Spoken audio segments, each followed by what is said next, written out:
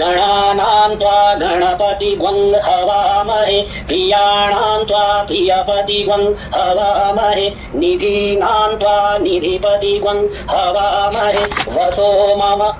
आहमजानि गर्भधमा त्वमजासि गर्भधम्मा गायत्री त्रिष्टुप् जगत्यानुष्टुप्पन्त्या सह बृहत्युष्णीः ककुत्सूचीभिः सम्यन्तु तु द्विपदाजाश्च तुकपदास्त्रिपदाजाश्च खड्पदाः विछन्दाजाश्च सछन्दाः सूचीभिः सम्यन्तु तु सहस्तोमाः सह छन्दस आवृतः सह प्रमाविखयः सप्तदेव्याः पूर्वेखां पन्थ मनु दृश्यधीरा अन्वालेभिरे रथ्यो नरस्मिन्न जज्जाग्रतो दूरमुदयति देवन्तदु सुप्तस्य तथैवेति दूरङ्गमं ज्योतिखान् ज्योतिरेकन् तन्मे मनः शिवसङ्कल्पमस्तु जेन कर्माण्यपसो मनीकिणो यज्ञे कृणवन्ति विदधे कुधीराः जदपूर्वं यक्षमन्तः प्रजानां तन्मे मनः शिवसङ्कल्पमस्तु जतप्रज्ञानमुत चेतो धृतिश्च ज्योतिरन्तरमृतं प्रजासु जस्मान्नरिते किञ्चन कर्म क्रियते तन्मे मनः शिवसङ्कल्पमस्तु चेनेदं भूतं भुवनम् आविख्यत परिगृहीतममृतेन सर्वं चेन यज्ञस्था यते सप्तहोता तन्मे मनः शिवसङ्कल्पमस्तु यस्मिन् ऋचः सामजजुगुङ्की यस्मिन् प्रतिष्ठिता रथनाभाविवाराः यस्मिंश्चित्तगुं सर्वमूतं प्रजानां तन्मे मनः शिवसङ्कल्पमस्तु सुखारथि वशुवा नीव जन्मनुख्यान् नेनीयते भीषुभिर्वाचिन इव ऋतुप्रतिष्ठन् जदजिरञ्जविष्टन् तन्मे मनः शिवसङ्कल्पमस्तु हरिः ॐ सहस्रशीर्षिखा पुरुखः सहस्राक्षः सहस्रपात स भूमिग्वं सर्वतस्मित्वाद्यतिष्ठद्दशाङ्गुलम् पुरुख एवेदग्वं सर्वं जदभूतं जच्च भाव्यम् उतामृतत्वशेषानो जदन्नेना तिरोहति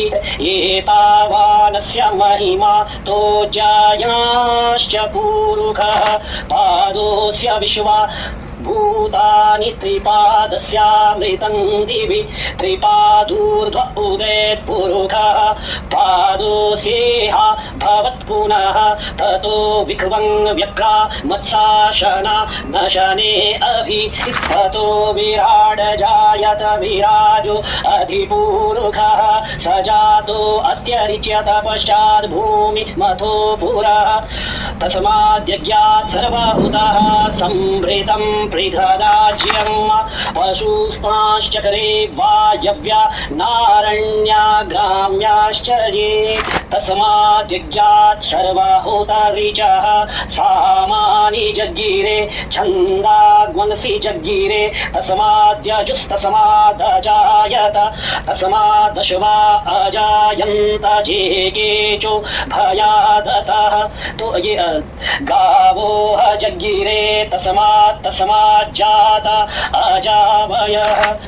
तं यज्ञं बर्हिः प्रोक्षन् पुरुखं जातमग्रतः तेन देवा अयजन्त साध्य ऋखयश्च जे जतपुरुखं व्यदधुः कतिधा व्यकल्पयन्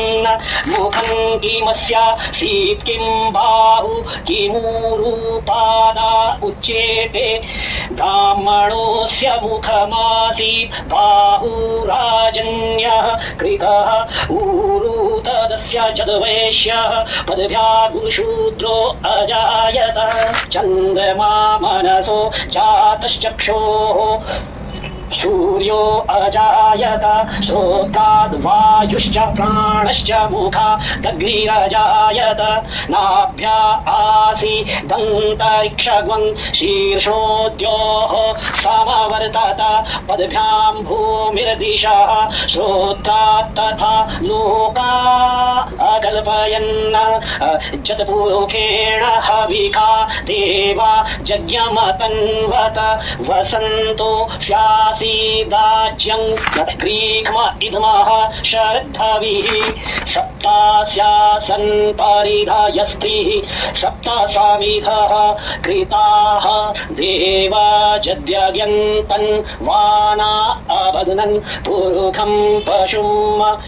यज्ञेन यज्ञमय जन्त देवास् तानि धर्माणि प्रथमा न्यासन्न देहनाकं महिमानः सचन्त जत्र पूर्वे साध्याः सन्ति देवाः अद्भ्यः संभृताः पृथिव्यैरसाच्च विश्वकर्मणः समवर्तताग्रे तस्य तुष्टा विदधद्रूपमे तन्मर्दस्य देवत्वमा जानमग्रे। इस तरह से 17वां मंत्र पूरा हुआ। आइए 18वें मंत्र को देखते हैं। वेदाहमेतं पुरुषं महान्तमादित्यवर्णन् ऊपर वर्णन इस तरह से लिख सकते हो आप। वर्णन् तमसः परस्तात् तमेव विदित्वा मृत्युमेति नान्यः पन्था विद्यते यनाय प्रजापतिश्चरति गर्भे अन्तर्जायमानो बहुधा विजायते तस्य जोनिं परिपश्यन्ति धीरास् तस्मिन् हतस्तु भुवनानि विश्वा जो देवे धीरास् तस्मिन् हतस्तुर्भुवनानि विश्वा जो देवेभ्य आतपति जो देवानां पुरोहितः पूर्वो जो देवेभ्यो जातो नमो रुचाय ब्राह्मणे रुचं ब्राह्मं जनयन्तो देवा अग्रे तदब्रुवन् यस्त्वयेवं ब्राह्मणो विद्यात् तस्य देवा असन्वशे श्रीश्च ते लक्ष्मीश्च पत्न्या वहोरात्रे पार्श्वे नक्षत्राणि रूपमश्विनौ व्यातम् इष्णन्निखाण मुम्म इखाण सर्वलोकम् इखाण हरिः ओम्।